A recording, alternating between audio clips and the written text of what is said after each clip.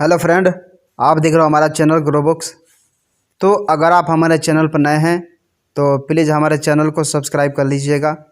तो चलिए आज हम फिर से आपके लिए नई बुक लाए हैं, जिस बुक का नाम है how to be a power connector.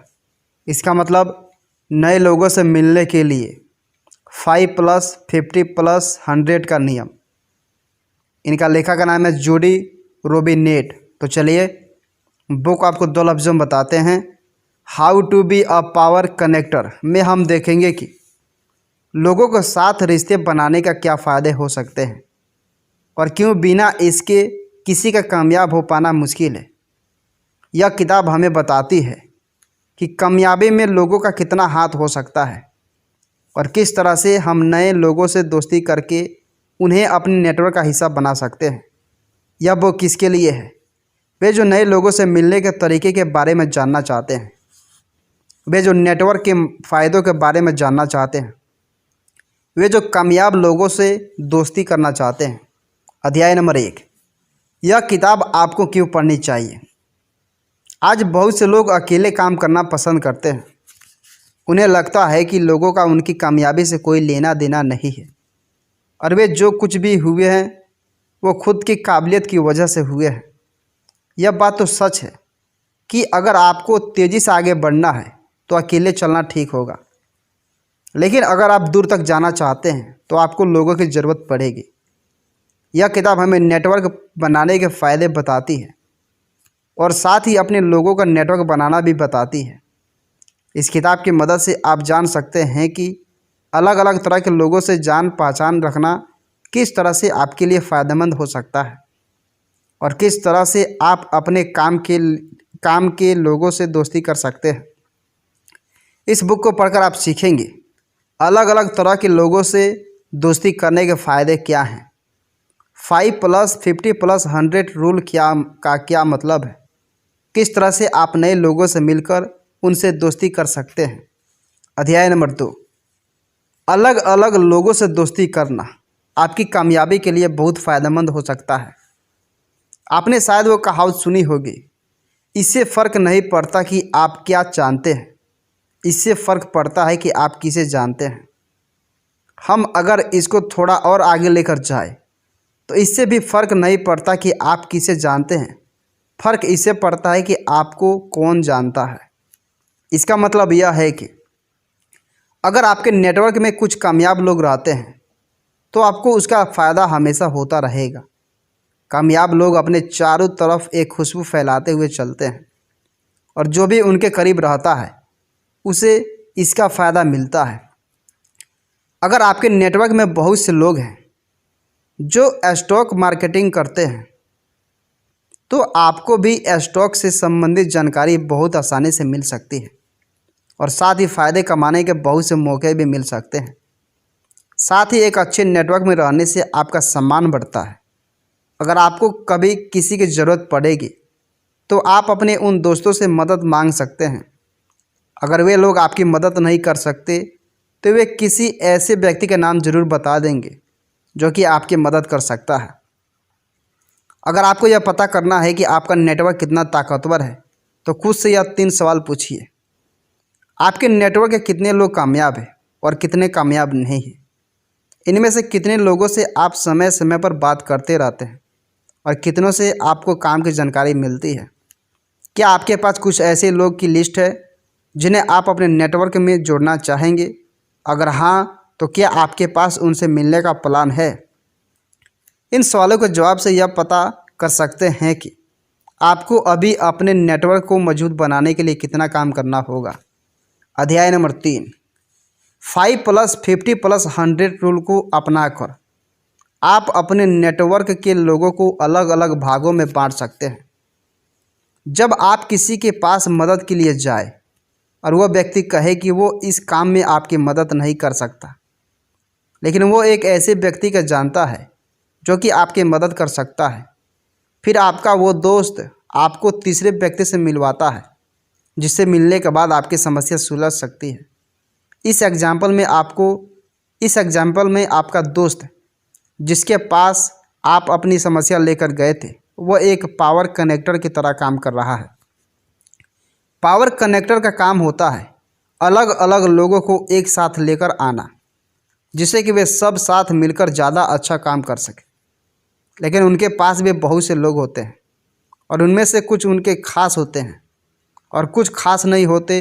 वे ज़्यादातर अपने खास लोगों का काम पहले करते हैं। ठीक इसी तरह आपके नेटवर्क में भी आपके कुछ खास लोग होंगे। अपने नेटवर्क के लोगों को अलग अलग भागों में बांटकर आप यह तय कर सकते हैं कि कौन सा व्यक्ति आपके लिए कितना खास है। इसके लिए आप 5+50+100 रूल का इस्तेमाल कर सकते हैं। इस नियम के हिसाब से आप सबसे पहले उन 5 लोगों को चुनिए जो आपके लिए भगवान से भी लड़ सकते हैं। ये लोग आपके परिवार के लोग या आपके बहुत पुराने दोस्त हो सकते हैं जिन्होंने हमेशा आपका साथ दिया था। इन लोगों से आप हफ्ते में बहुत बार बात करते हैं। इसके बाद आप उन 50 लोगों को चुनिए जिनके साथ आपके अच्छे रिश्ते हैं। इससे आपके बाकी के दोस्त आ सकते हैं या आपके बिजनेस पार्टनर आ सकते हैं। आप इन लोगों की मदद करने के लिए तैयार रहते हैं और इनसे हफ्ते में एक बार बात करते हैं। अंत में वो 100 लोग आते हैं जो आपके जान पहचान के हैं। इन लोगों से आप महीने में एक बार बात करते हैं और अगर आप इनके कभी मुसीबत में याद करेंगे तो ये आपकी मदद करेंगे। इसलिए इन्हें भी बनाए रखना बहुत ज़रूरी है। तो इस तरह से आप अलग अलग लोगों को अपनी ज़रूरत के हिसाब से अलग अलग भागों में रख सकते हैं। अध्याय नंबर 4, अपने नेटवर्क में अलग अलग तरह के लोगों को शामिल करने की कोशिश कीजिए। अक्सर हमारी दोस्ती सिर्फ उन लोगों से होती है जो हमारे जैसे होते हैं और हमारी तरह सोचते हैं। लेकिन बिजनेस के मामले में यह बात आपके लिए नुकसानदायक हो सकती है। कामयाब होने के लिए आपको अलग अलग तरह के लोगों की ज़रूरत पड़ेगी। सबसे पहले आप एक बड़ा नेटवर्क बनाने की कोशिश कीजिए। इसका मतलब यह है कि आपके नेटवर्क में अलग अलग तरह के लोग होने चाहिए। सरकारी नौकरी करने वाले लोग, बिजनेस करने वाले लोग, स्टॉक मार्केटिंग करने वाले लोग, इंटरनेशनल एजेंसी में काम करने वाले लोग अगर आपके नेटवर्क में रहेंगे तो आप खुद यह सोच सकते हैं कि आपके लिए कितना अच्छा होगा। इसके बाद आप यह कोशिश कीजिए कि आप उन लोगों को अपने पास ज़रूर रखें जिनकी पहुंच ऊपर तक हो। एग्जाम्पल के लिए, अगर कल को आपको कमिश्नर से कुछ काम पड़ गया तो कौन सा व्यक्ति आपको उसके पास लेकर जा सकता है। फिर आपके नेटवर्क के लोगों को मददगार भी होना चाहिए। कहीं ऐसा ना हो कि आपने 500 लोगों से दोस्ती की लेकिन ज़रूरत पड़ने पर कोई भी आपके काम नहीं आया। इसलिए अपने नेटवर्क में उन लोगों को हमेशा रखिए जो कि काम पड़ने पर आपकी मदद कर सके और आपके सवालों का जवाब दे सके। इस तरह के नेटवर्क को बनाने के लिए आपको उन लोगों से मिलना होगा जिनकी सोच आपके जैसी ना हो। ऐसे ज़रूरी नहीं है कि आप में और दूसरे व्यक्ति में कोई भी बात ना मिले। हो सकता है आप दोनों अलग अलग राजनीतिक पार्टियों को वोट करते हो लेकिन क्रिकेट देखना पसंद करते हो, तो आप उन लोगों से राजनीति की बात ना करें, क्रिकेट की बात कर सकते हैं। इस तरह के लोगों से दोस्ती करने का फ़ायदा यह होता है कि कभी कभी यह लोग आपको ऐसे लोगों से मिलवा देते हैं जिनसे आप कभी नहीं मिल पाते। अध्याय नंबर 5, आप जिस नेटवर्क में जाना चाहते हो वहाँ के लिए खुद को तैयार कीजिए। अक्सर ही हम सभी को अपने करियर में कहीं ना कहीं पहुँचना होता है। इसके लिए कभी कभी हमें कुछ खास तरह के लोगों की ज़रूरत पड़ती है। इन खास तरह के लोगों में वो लोग आते हैं जो कि हमारे करियर के अलग अलग पड़ाव पर हमारे काम आ सके। इसलिए अपने करियर को देखते हुए लोगों को चुनिए और उनसे अपनी पहचान बनाइए। मान लीजिए आपको टेक्नोलॉजी के मार्केट में अपना एक नया बिजनेस खोलना है। इनके लिए आपको बहुत सी बातें जाननी होगी जो कि आप अकेले कभी पता नहीं कर पाएंगे। अपने प्रोडक्ट को डिज़ाइन करने, अपने ग्राहकों तक पहुंचने और फिर उससे फ़ायदे कमाने जैसा ना जाने कितनी बातें हैं जो आपको पहले समझनी होगी। यह बातें आपको वहीं बता सकता है जो उस फिल्म में काम कर रहा हो। इसके लिए आप खुद से 3 सवाल पूछिए। आप किससे मिलना चाहते हैं? आप उन्हें बदले में क्या देंगे? क्या आप उनके नेटवर्क के लिए ठीक हैं? हो सकता है कि जिस नेटवर्क का हिस्सा आप बनना चाहते हैं उस नेटवर्क के लोग आपकी तरह ना सोचते हो। इसलिए यह ज़रूरी है कि आप सबसे पहले उनके बारे में जान लें। नए लोगों से मिलने का सबसे अच्छा तरीका है अपने समाज के लोगों के साथ बैठना और उनके समस्याओं के सुलझाने में उनकी मदद करना। इस तरह से आप उनके दोस्त बन सकते हैं और आपको नहीं पता कि कौन कब आपको किससे मिलवा दे। आप जिन लोगों से मिलना चाहते हैं उनकी चैरिटी में कुछ पैसे देना शुरू कीजिए। इस तरह से आप उनके और करीब आ सकते हैं। स्टीव जॉब्स अक्सर इस तरह से नए लोगों को अपने दोस्त बनाते थे। अध्याय नंबर 6, किसी नए व्यक्ति से मिलने से पहले अच्छी तैयारी कीजिए। अब आप समझ गए कि नए लोगों से मिलना कितना ज़रूरी है, लेकिन सवाल यह उठता है कि किस तरह से आप नए लोगों से मिलकर दोस्ती कर सकते हैं। इसके लिए आपको यह जानना होगा कि पावर कनेक्टर किस तरह से बनना है। इसके लिए आपको 4 स्टेप्स से होकर गुजरना होगा, जिसमें से पहले 2 हैं तैयारी करना और मिलना। तैयारी करना हमारा मतलब यह है कि आप सबसे पहले यह तय कीजिए कि आपको कहाँ पहुँचना है और उसके लिए आपको किस व्यक्ति से दोस्ती करनी होगी। इसके बाद हर उस कामयाबी की लिस्ट बनाइए जो आपने अब तक हासिल की है। इसकी मदद से आप सामने वाले से अच्छे से जुड़ सकते हैं। अब अपने सारे कॉन्टैक्ट लिस्ट को बनाना शुरू कीजिए और जिन जिन लोगों से आपको मिलना है उन्हें 5+50+100 रूल के हिसाब से बांट दीजिए। इस लिस्ट को आप अपने फेसबुक, लिंक्डइन या किसी भी सोशल मीडिया से तैयार कर सकते हैं। इसमें अलग अलग तरह के लोगों को लिखने की कोशिश कीजिए। अब चाहे वो आपका मैकेनिक हो या फिर वो व्यक्ति जिसकी पहुंच बहुत ऊपर तक हो। इसके बाद जब आपने तैयारी पूरी कर ली तो वक्त आ गया है एक व्यक्ति को चुनकर उनसे मिलने का। इसके लिए आप सबसे पहले अच्छे कपड़े पहनिए, क्योंकि सामने वाले पर आपका इम्प्रेशन अच्छा बनना चाहिए।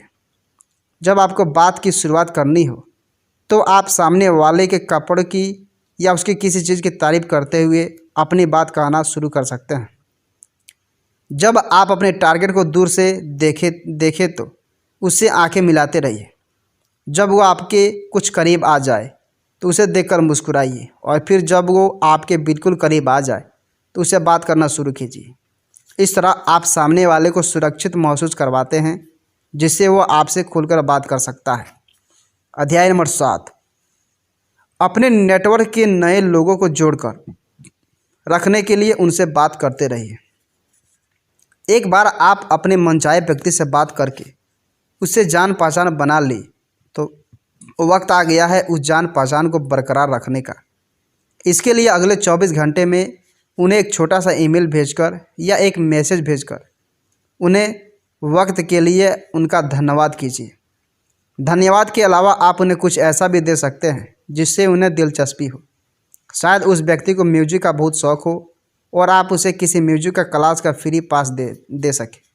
ऐसा करने से यह दिखता है कि आप वाकई अपने लोगों की चिंता करते हैं और उनकी पसंद नापसंद का ख्याल रखते हैं।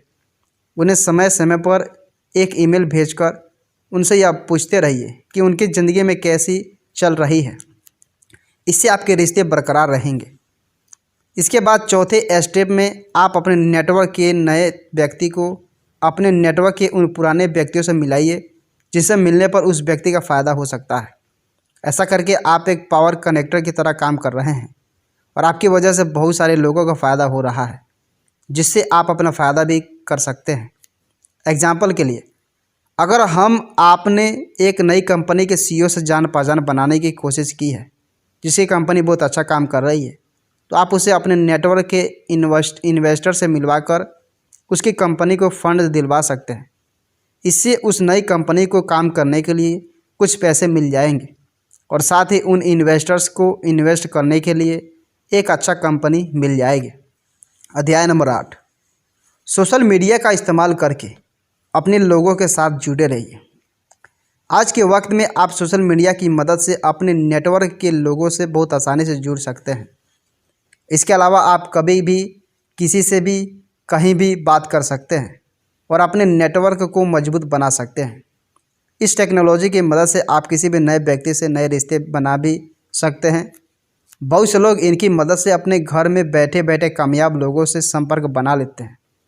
इसमें से लिंक्डइन आपके लिए सबसे फ़ायदेमंद हो सकता है। लिंक्डइन पर किसी नए व्यक्ति से बात शुरू करने से पहले यह पक्का कर लीजिए कि वो आपके लिए सही है।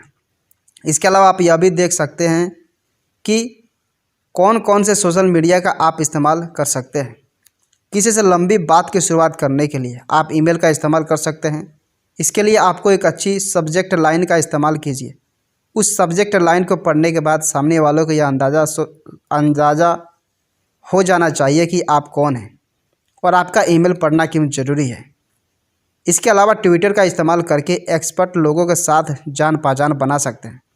भले ही आप उन्हें ना जानते हो, आप उन्हें फॉलो करके उनके काम को देख सकते हैं।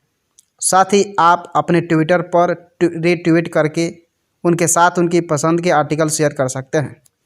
लेकिन इस सोशल मीडिया के चक्कर में आप यह मत भूलिए कि मिलकर बात करना सबसे अच्छा होता है। एक बार आप उनसे इंटरनेट पर जान पहचान बना लें तो उनसे मिलने की कोशिश कीजिए। अध्याय नंबर 9, महिलाएं 3 तरीक़ों का इस्तेमाल करके एक अच्छी पावर कनेक्टर बन सकती है। आज ज़माने में भले ही पुरुष और महिलाओं को एक नज़र से देखा जाता हो, लेकिन अंदर ही अंदर कुछ भेदभाव आज भी जिंदा है।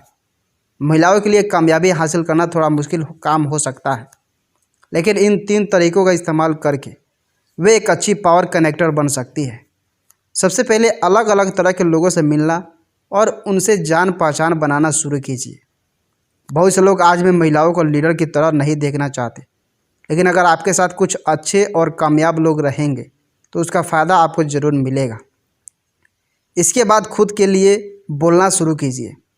महिलाएं अक्सर लोगों को यह नहीं बता पाते कि वे क्या हासिल करना चाहती है और ना ही लोग उनकी इसमें मदद कर सकते हैं। हालांकि नए रिश्ते बनाने में महिलाएं पुरुष से आगे हैं, लेकिन फिर भी वे ऐसा नहीं कर पाती। खुद के लिए बोलने से पहले यह ध्यान रखिए कि आप ऐसा बहुत विनम्रता से करें।